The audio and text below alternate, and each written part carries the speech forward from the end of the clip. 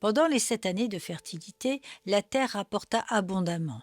Joseph rassembla tous les produits de ces 7 années dans le pays d'Égypte. Il fit des approvisionnements dans les villes, mettant dans l'intérieur de chaque ville les productions des champs d'alentour. Genèse chapitre 41, versets 47 et 48.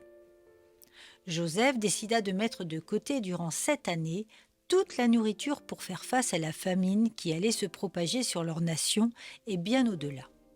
Qui lui demanda de faire cela? Pharaon? Non.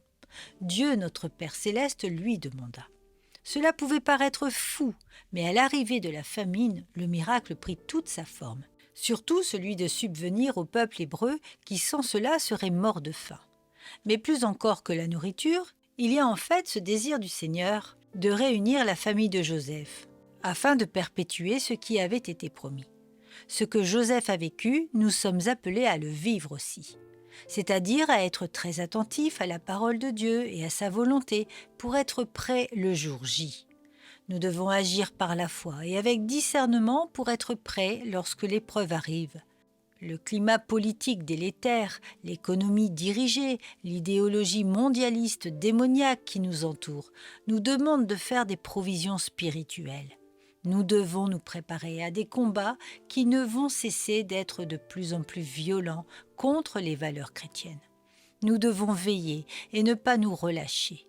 Les futures lois qui seront appliquées vont nous placer face à des choix que nous allons devoir faire et qui devront correspondre à nos convictions d'enfants de Dieu. Cela doit arriver, c'est écrit, et prépare le retour de Christ. Mais sommes-nous prêts?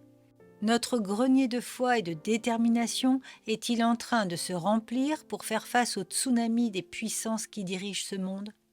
Sommes-nous équipés pour combattre? Sommes-nous attentistes, fatalistes même? Le Seigneur nous demande dans Matthieu 25 au verset 13 « Veillez donc puisque vous ne savez ni le jour ni l'heure ».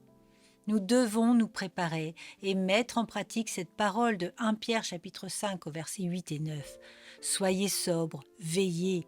Votre adversaire le diable rôde comme un lion rugissant, cherchant qui il dévorera.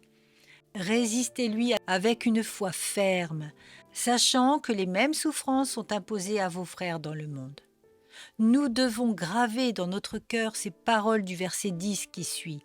Le Dieu de toute grâce, qui vous a appelé en Jésus-Christ à sa gloire éternelle, après que vous aurez souffert un peu de temps, vous perfectionnera lui-même, vous affermira, vous fortifiera, vous rendra inébranlable. C'est plus que clair. Ne soyons pas comme ces vierges folles, mais remplissons notre âme de la parole de Dieu, de son Saint-Esprit. Amassons toute la nourriture nécessaire dans notre grenier spirituel. Soyons prêts pour ce qui s'en vient et nous traverserons la vallée de l'ombre de la mort sans aucune égratignure, parce que le Seigneur nous rend inébranlables. Cultivons le discernement afin de faire des bons choix pour être prêts le jour J. Prévoir, c'est la garantie de ne jamais être surpris. Glorifions, bénissons et louons notre Seigneur de nous éclairer comme l'a fait pour Joseph.